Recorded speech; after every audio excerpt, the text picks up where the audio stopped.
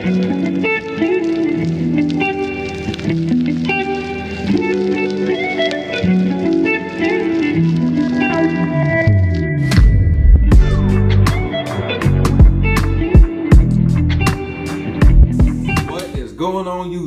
What is up, y'all? We are back again with a fun topic. What we got for them today? So today we are going to be talking about, does Watchtower purposely stunt people's growth?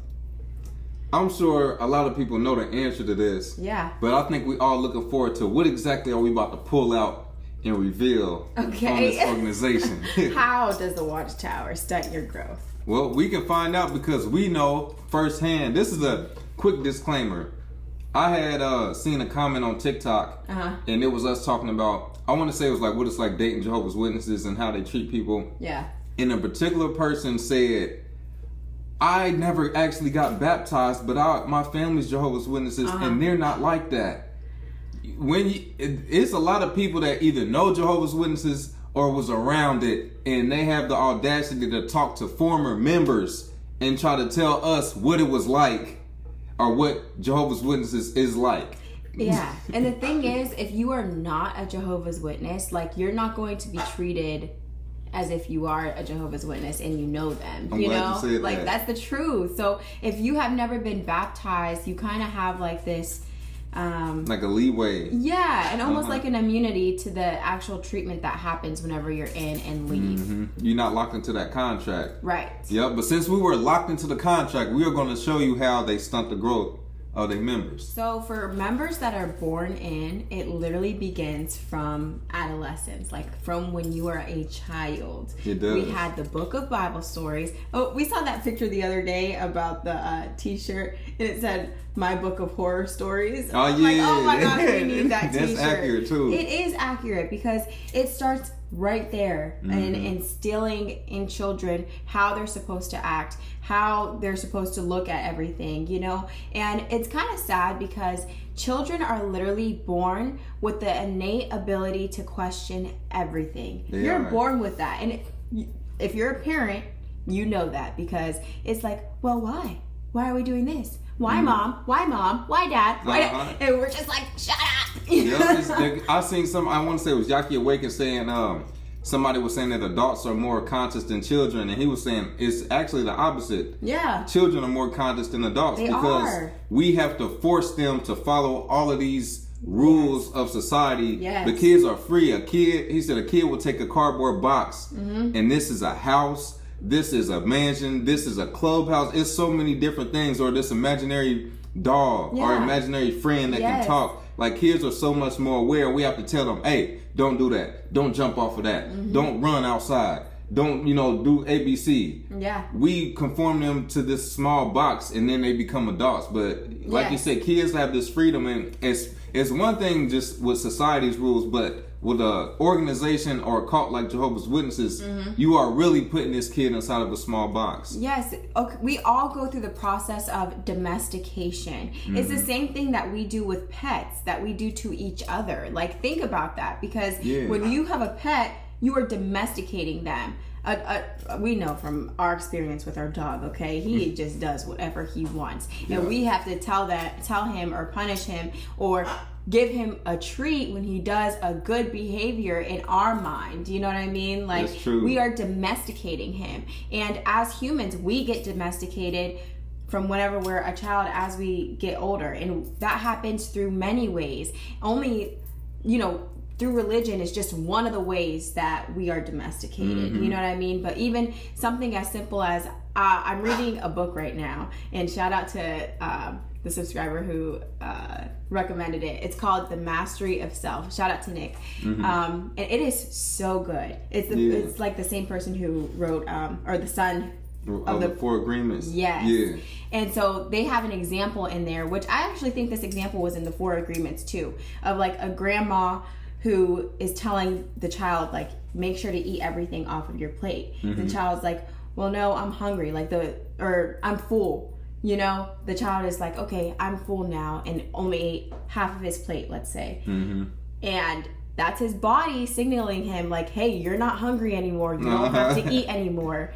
But the grandma's like, oh, there's all of these people in all these lands who don't have food. Yep. And even though it's not coming from a bad place, this child is now going to learn whenever he gets older, okay, I have to eat everything off of my plate. Yep. And that can form unhealthy habits. So even in just the smallest ways, we are domesticated as humans. That is a perfect example. Your body, like you said, the body is letting you know this is enough. Yeah. And you're going against nature or the innate feeling in your body and pushing it too far. Yes, and we're constantly teaching ourselves to go against what our body is saying, like go against our intuition, for example. Like even whenever we meet somebody, we're like, oh, they're not giving me the best vibes, and then your mind is like, no, that's you being like overly critical, that's you being this, that's you being you know, like just in the smallest ways, we do that all the time. And even, you know, in this religion, because some people, I always think of the rebuttals that people will say to try to save this religion. Yeah. Well, what's wrong with teaching the kid to follow the Bible?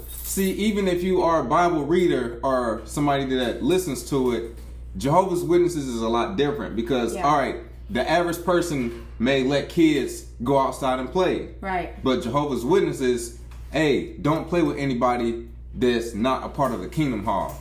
So kids, you know, it stunts the growth of children. So then when they go to school, just think of a regular kid going to school. Yeah. They're allowed to make friends. Jehovah's Witnesses, as children, when they go to school, they are automatically oddballs. And kids have a hard time fitting in as just usual children. And now little kids don't. Like little kids, like think about like little kindergartners, you know what I mean? They're all giving each other hugs without even thinking about it, you know? It's them getting conformed to all of these ideas to where it's like, oh, I learned in church that I'm not supposed to be hanging out with people who don't love Jehovah.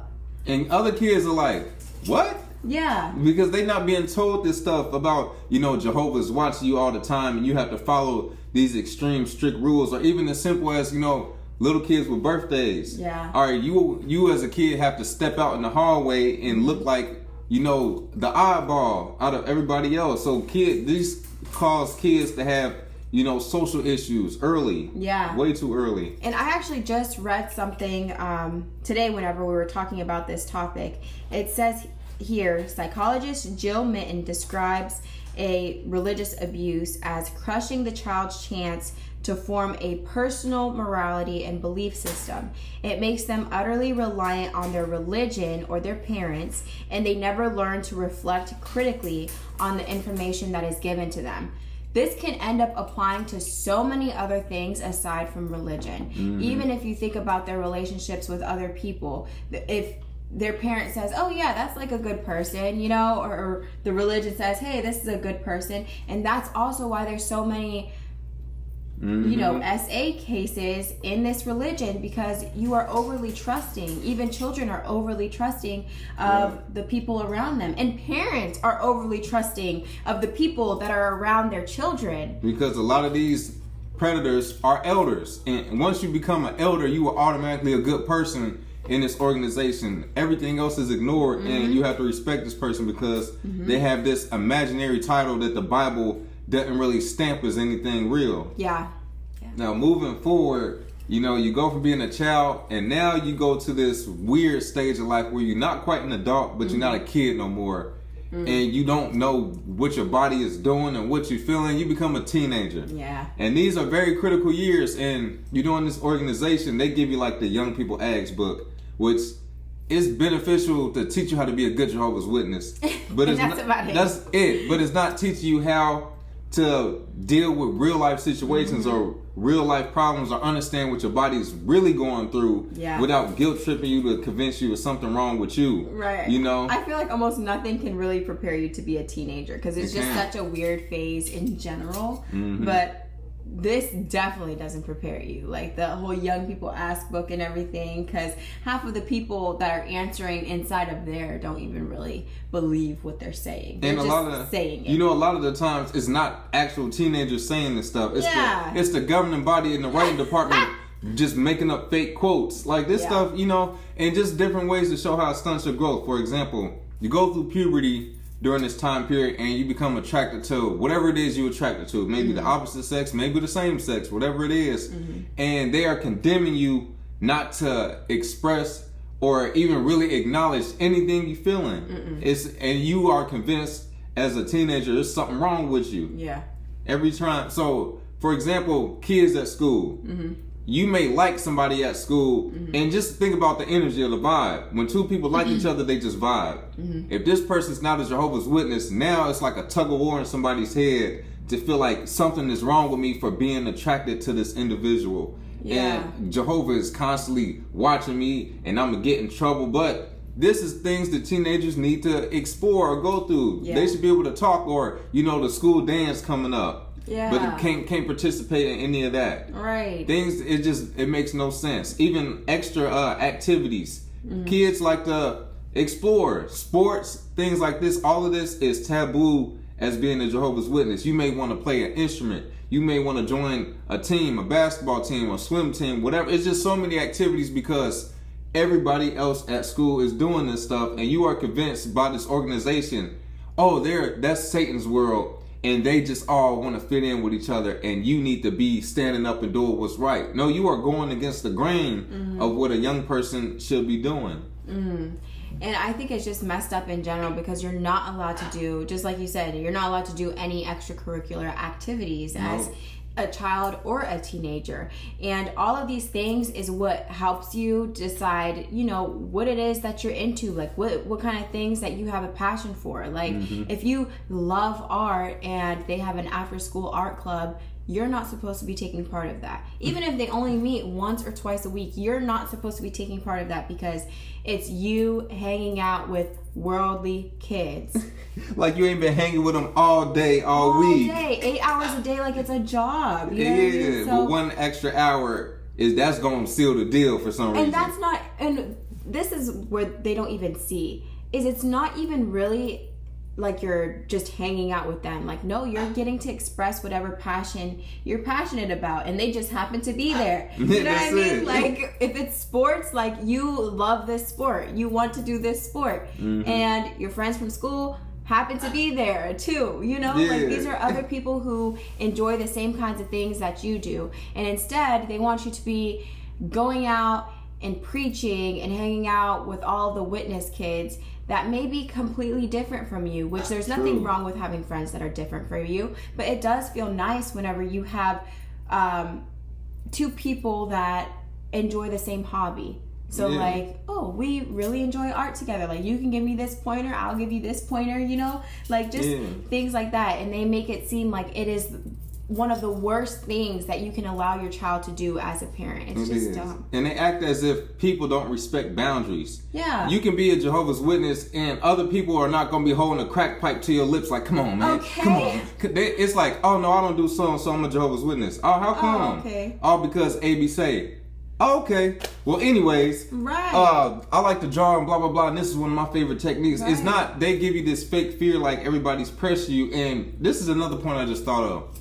For this to be Jehovah's one and only organization, and his spirit is so strong, for this 1 hour of this extracurricular, his spirit is not strong enough to stop you from getting swayed out the Kingdom Hall. Yeah, come on. Come on, his spirit is supposed to be with his people all the time, yet if you go play basketball for an hour, if you go, do choir, all of a sudden his spirit is just sitting back and he gonna let the worst happen to you. No, like the rules are just way too strict, and it's really stopping like a child or a teenager to being able to find what it is that makes them them, and allowing them to be their own unique individual, which that is something that is important for all of us as humans, regardless if you're a child, a teenager, and especially whenever you become an adult. Definitely. Even now, I'm glad you brought that out. I told the story of, I wasn't even a witness. My mom would take us to the memorial conventions, some meetings, and my aunt wanted me to be in her wedding, and I had braids at the time. I was like 10 years old, and I had braids for maybe 2 years, and I loved it. I was so happy. This was the early 2000s, like braids was the thing. And my aunt is like, I want you to be in the wedding. I'm a kid. Okay. But you got to cut your braids off. That's all right. I don't want to be in it. And they forced me. My mom was like, well, you're going to have to cut them off regardless.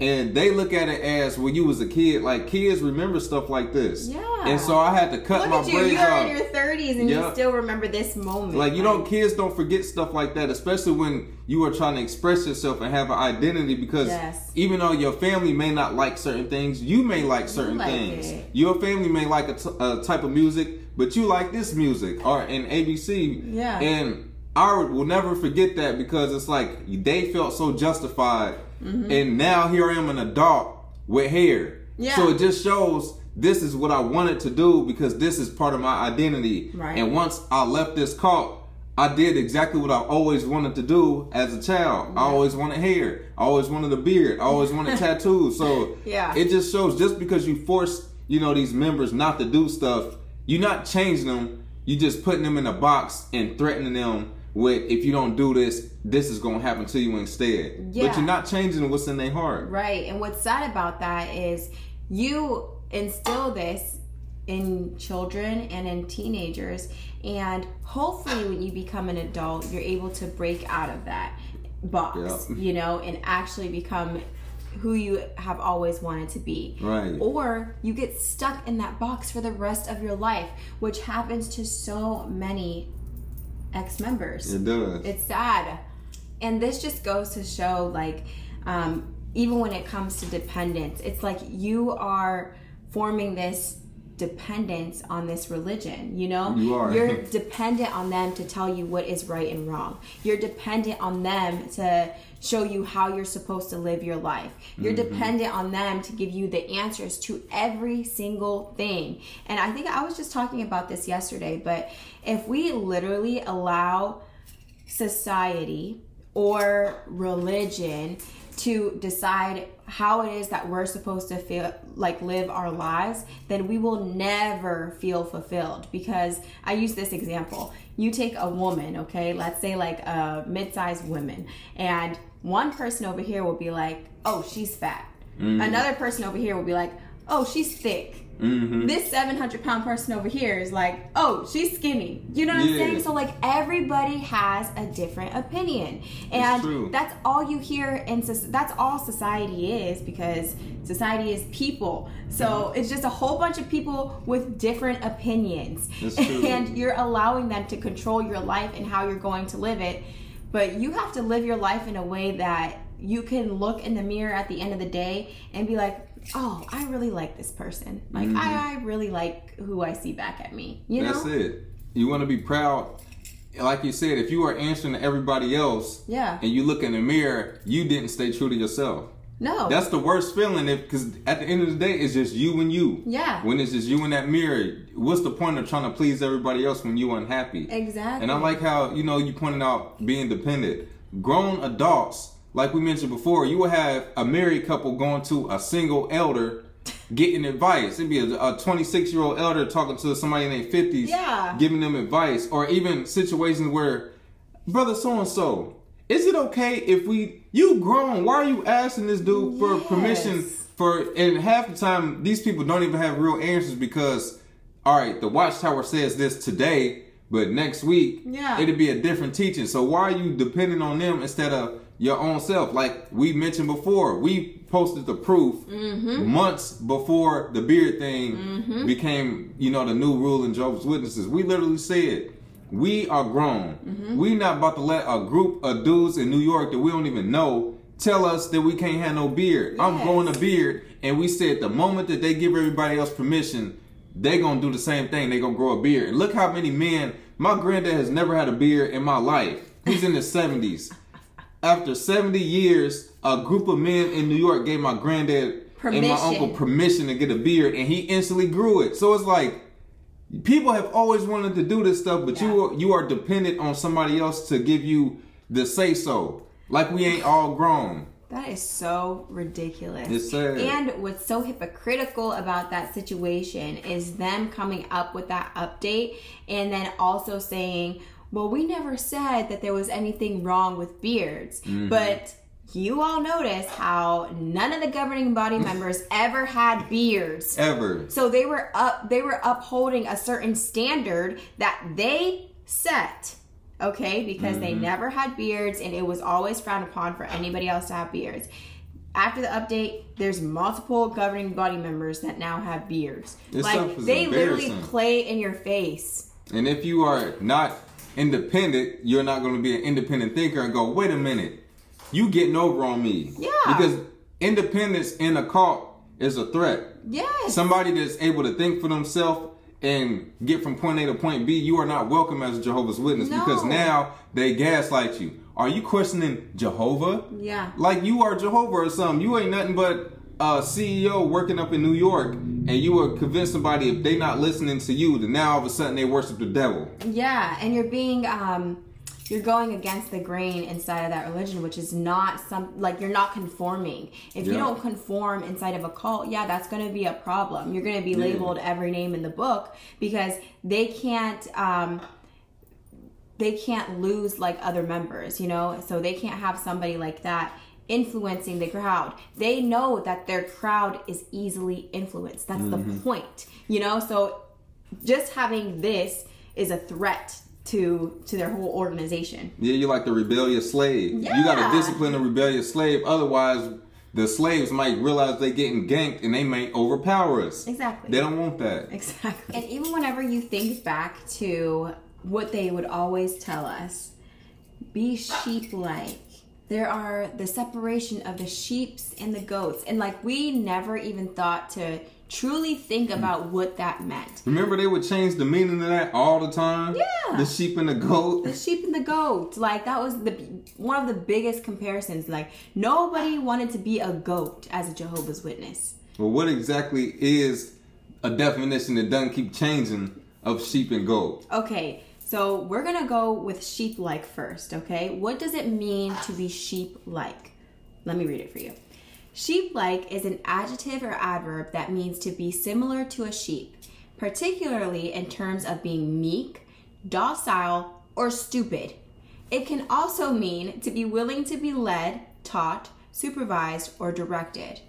The term sheep-like can also be used to describe a group of people who behave in the same way or who behave as they are told and are unable or unwilling to act independently. Yeah, that sounds very familiar, and you could just look at sheep. Yeah, they're always led and they're always in a flock. It's always a flock of sheep, and they're led by what? One dog. They're like grouped up together by a dog. Yeah. One dog. A dog or shepherd. And you can literally, if you want to, you can lead sheep off a cliff.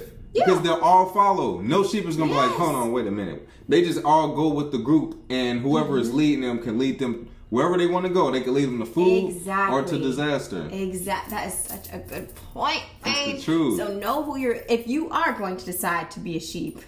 Yeah, find out who you're following. Find out who you're following, like truly, you know, and that's going to take some goat-like mentality. Yeah, for real. So what about a goat? Okay, so the symbolism of a goat, and here's the thing, because goats have been used spiritually over time as like with different symbolism, sometimes in negative ways, sometimes in positive ways, but this is what it symbolizes. Generally, the goat symbolically represents ideas relating to abundance, modesty, success in solitude, free spirit, and resilience.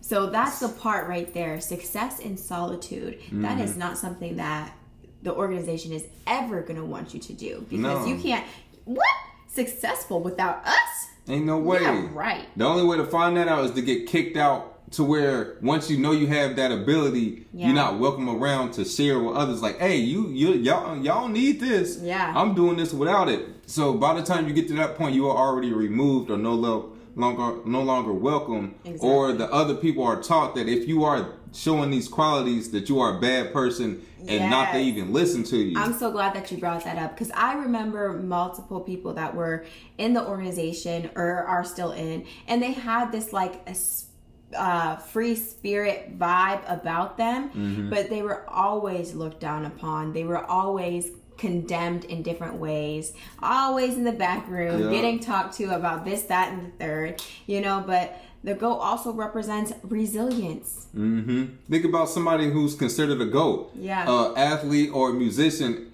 Something about them doesn't appeal to the idea of the masses. It's something that goes against the grain. They, you know, like somebody like a Michael Jordan or Kobe Bryant. Yeah. Well, I think it was the one thing we watched on the Olympics when they asked Kobe to join the team. Yeah. And they all went out partying the night before, and they coming home at 5, 6 in the morning back at the hotel, and he in the lobby with workout clothes. And they're like, "What you doing?" "I'm getting ready to work out. Y'all coming?" Man, this dude tripping. But then after a while, they started to adapt. Hey, we need to do what he doing because this is why he's the best, because he's not doing the normal let's go out and party. He's waking up first thing in the morning and working out for hours and practicing for hours. That's what it takes to be a GOAT. You cannot think like everybody else. If you are thinking like a Jehovah's Witness, you are not going to have GOAT-like qualities. You have to be the person that looks like the crazy individual in the family, or the person that's willing to read everything instead of just the Watchtower. You know what though? This is the irony of it all. Okay, what's that? This is what it just came to me. But like earlier, we were saying, as a child, you're going against the grain by being like the oddball out as a Jehovah's Witness. But it actually, like, something like that works in your favor in real life, okay? It's facts. Like, it really does. Like, there's nothing wrong with being the oddball out. Like, that's something that I think that I'm more appreciative now that I'm out than I was then. Because the problem with it then was that I was being the oddball out, not for me, not on my terms, you know. It was because they were telling me to do it. And even if there was some things that I didn't agree with, I was still doing it. And that's where the problem comes in. Be the oddball because you want to, and that is what is aligned to your life. You know I was going to say that too. That's exactly what it is. Be the oddball according to your journey, according to what feels right in here, not because somebody else is making you do it. Yes, they're making your life for you. Like, no. No, the reason you feel so off is because they're telling you to do something that goes against your nature. And you being around, we'll use the kid for example, you being around these other kids may align your purpose in life for some reason. You are getting to network with people that down the line, you know, this may help, or this person may help you get a job. You know, this man, I've known this person since I was since kindergarten, and I'm a CEO. Man, I'm about to make him, you know, the person right up under me because you were able to make those connections. Yes, there's nothing wrong. Right, there's nothing wrong with going against the grain. So, but when you leave, you look like the crazy person to Jehovah's Witnesses. But while you're in, like, everybody looks at Jehovah's Witnesses as a little off, a little crazy. That's true. Okay? Well, now we're moving toward once you get out this organization. So we went from, you know, kids to teenagers to adults to what if you're an adult or even a young person is leaving? They stunted your growth from all these steps to now your social awareness may not be up to par with everybody else because you've always been told that even people around you that are supposed to be good or seem good are good people, but they're not. That's not reality. So now when you leave into the world, you're like, well, I've been lied to about the world. Maybe the world isn't as bad, or you just have no clue on who to trust and who not to trust. And that's not even a thing just whenever you leave. It's while you're in too. Also, yeah. So coming out of this organization, you may, for example, meet other people who are ex-witnesses or people who are not Jehovah's Witnesses. You don't understand that people can sense like, oh, this person a little green, or this person is very sheltered. And so you may still have that witness attitude of just happy-go-lucky and not paying attention and being aware. And you notice a lot of people that leave this organization may make terrible choices along the line because, you know, I was always constricted. Now I'm just going to let loose. But it's levels to coming out of this organization. First, is find out who you are before you go trying to please everybody else because you've been a people pleaser all this time. These are just certain qualities that you have to be aware of. Social awareness and also self-awareness, which of course we weren't taught that stuff as Jehovah's Witnesses. Definitely not. Definitely not taught any self-awareness. So these are just a couple things to think of when you leave this organization. That people look at Jehovah's Witnesses a certain type of way. And some people are going to be genuine and some people are not. And you've been given this illusion that the Kingdom Hall is good, everything is bad. That's not inside. But in reality, you got good and bad people. In both. Because it's all one world. It's not a separate world. You have good people and bad people. Yes. So understand that when you leave this organization that you're going to come across some genuine people and some people that are not. But just be aware of who you are. Right. Just like before.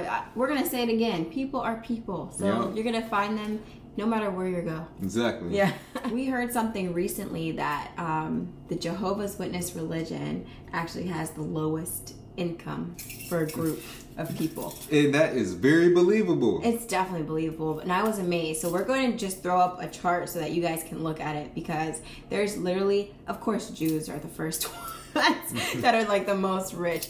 So they have 44% making over $100,000 a year. As a Jehovah's Witness, the group, there's only 4% of people who are making over $100,000 a year. And they have 48% of people who are making less than $30,000. Less than 30,000 is crazy. That's crazy. But it makes perfect sense if you align the teachings of the end of the world could be tomorrow. You know, this system of things, don't focus on this. It's not important, because you get a second chance at this life thing down the line. So just take everything serious, but don't take it serious at the same time, depending on the conversation. That's sad. That means most people, let's see, 25% plus 48%. So most people are making less than $50,000 a year. That is crazy. That's wild. It makes perfect sense, though. They tell you not to worry about school, not to worry about that good. You can get an offer for a good job to make at least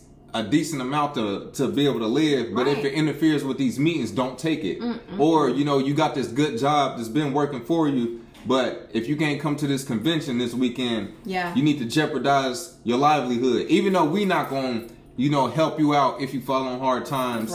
Just jeopardize everything you got going on and figure it out from there, but at least make us happy. That's sad. That's bad. And most people are also, or I'm not going to say most, but a lot of people are also working part-time only. True. Not full-time. And they're not able to sustain themselves. No. And you may have ideas that you want to do or careers that you want to go after, but the culture doesn't allow that. No.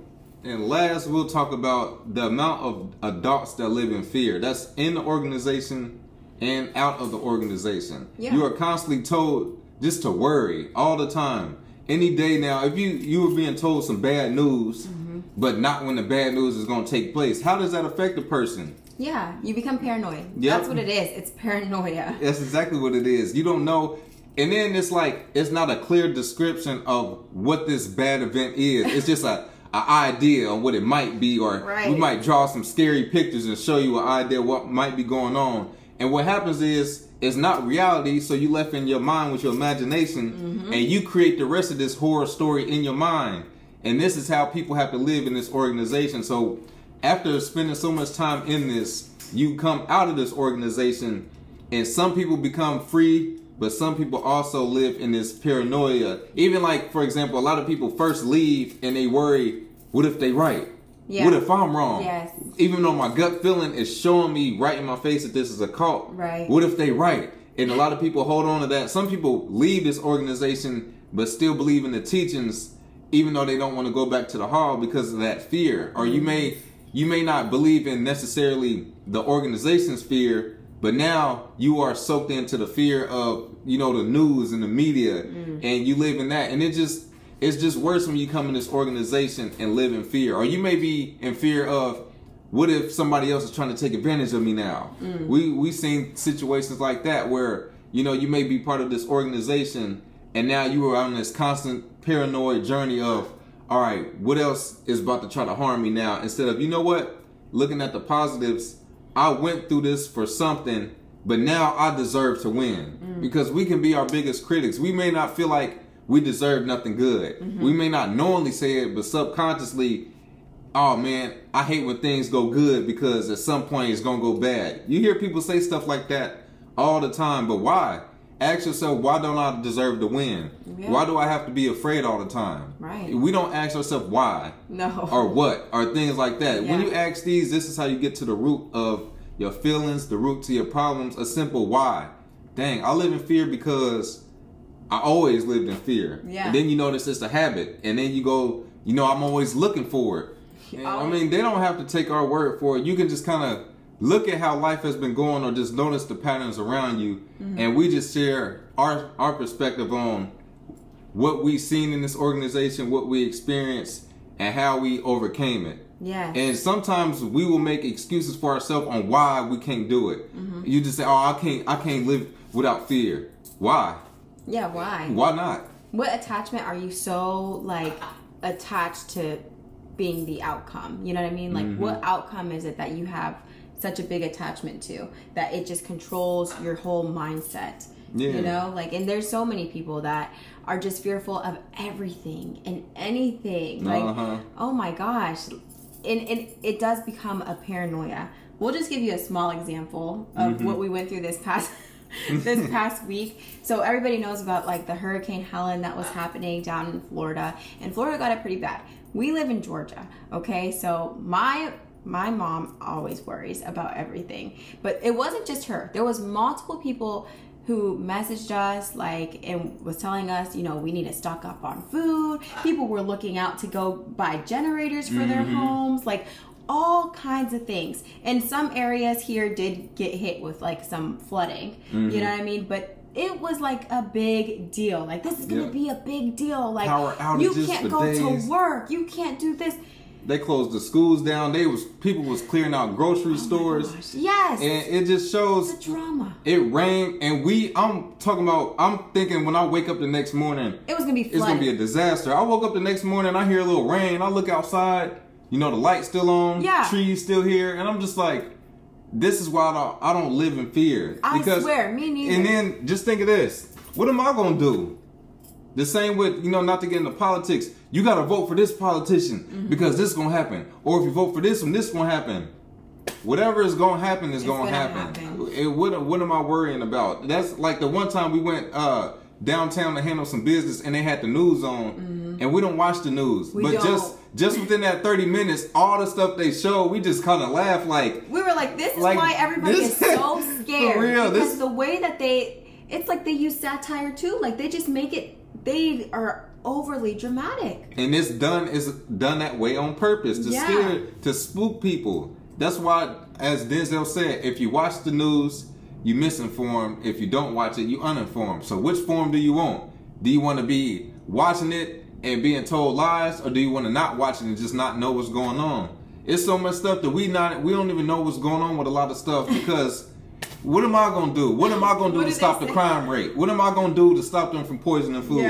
What am I going to do to the weather? Nothing. So I'm enjoying my life because our last day is already set in stone. However long you're supposed to be on this journey of life, it's already set. Just live. What do they say? They say ignorance is bliss. I truly do believe that in some aspects. For me, when it comes to the news, ignorance is bliss. For real, because everything, like if you understand just society as a whole, it's already planned out. Your next president is already picked. All of this stuff, people work in, not to get too deep into it, but certain people are put in place for a reason, and the other people that's welcome in have to follow a certain criteria. It's all set up that way. But just live your life, take care of you and yours, and that's it, man. Stop living in fear and stop letting other people control your destiny. You have feelings and inspiration for a reason because this is your journey. This is what you love to do. But society has put people in the box. Parents have put people in the box to stop you from being you. Period. In a nutshell. But thank y'all for tuning in to see how Jehovah's Witnesses stunt growth and a little bit of other stuff, because you kind of know how we do. Keep hitting us on our Instagram at Awaken Truths IG, sharing your ideas in the comments and everything. Also, our TikTok is almost at 1,000. Shout out to y'all. We got a video that got like 40K right now. And yeah, it's rolling. So we're going to keep the skits coming. And that's at Awaken Truths LLC. What else we got? We have our healing journals, the Pimo edition and the regular edition. If you want some pointers and some tips on how to break some of these things that you have been taught while being in this religion, that is out there for you guys. It will be in the link in the description. And don't forget to like, comment, and subscribe. We will catch y'all in the next one. Peace.